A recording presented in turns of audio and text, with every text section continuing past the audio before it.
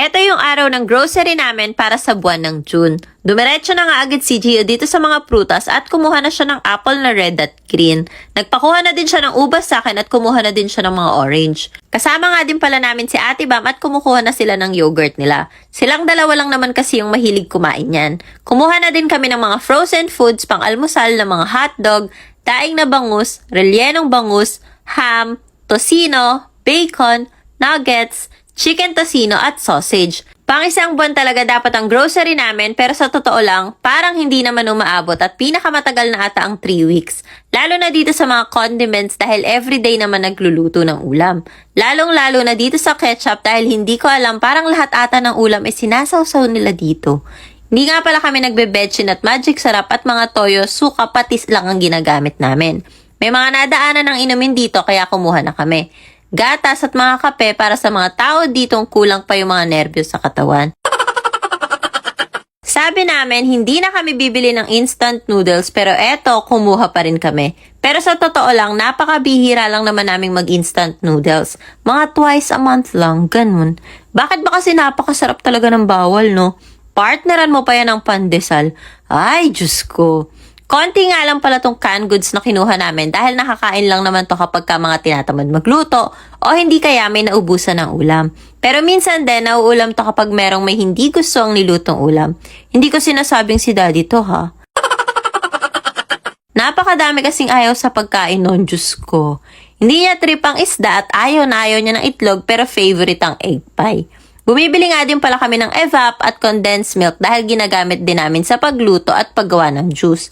Si Bam na nga pala ang kumuha ng favorite niyang mushroom para hindi na malimutan. Kumuha na nga din pala kami ng pancake at ng elbow macaroni dahil masarap nang magsopas-sopas ngayon. Lumipat na nga pala kami ng lane at kumuha na kami ng alcohol, isang box ng salon pass at kulang na lang talaga ilagay ng nanay ko yan sa buong katawan niya.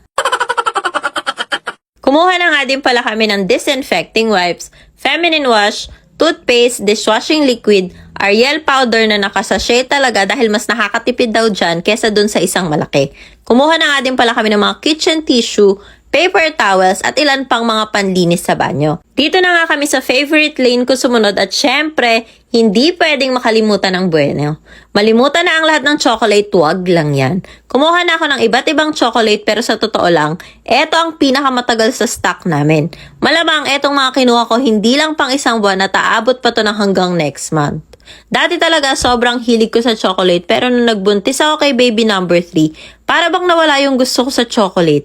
Baka sabihin nyo napakadami nitong mga kinukuha naming chichirya ha. Kasama kasi dito sa kinukuha namin yung dinala namin na baon sa outing namin. Yung malalaki pang dala sa outing at yung maliliit lang yung sa bahay. Kita.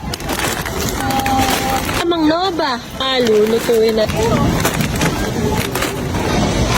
Etong mga tinapay talaga ang hindi pwedeng mawala sa amin dahil mahilig talaga si Gio sa mga biscuits. Malalakas naman sila magkanin pero talagang malakas din sila sa mga tinapay. Kapag ka din nagigising ako sa madaling araw at nakakaramdam ng gutom, biscuit ang sagot. Pinakahuling lane nga namin ay dito sa mga drinks at eto talaga ang laging madami sa grocery namin. Kumuha na nga din si nanay ng Minute Maid, soft drinks, iba't ibang flavors ng Del Monte juice, iba't ibang flavors pa ng Dutch Mill pero napakatagal naman maubos na at bihira naman inumin. Hindi talaga mawawala ang chocolate at yan ang gusto ng ate ko. Eto namang Chucky ay para sa mommy at minsan kay Jess kapag kakailangan ng panguto. Hindi umiinom si Jess ng kahit anong juice. Chucky lang talaga ang gusto niya. Kumuha na din sila ng iba't iba pang mga drinks. Yung ibang mga kinuha nga din pala ay mga dinala din namin sa outing. At kinuha ko na nga din sila Gio ng maliit na bote ng mineral water. Pagkatapos nga namin dito ay dumiretso na kami ng cashier para magbayad. Nakamagkano kaya kami sa pinamili namin? 1,000 pesos sa pinakamalapit na makakahula kung magkano ang naging grocery bill namin.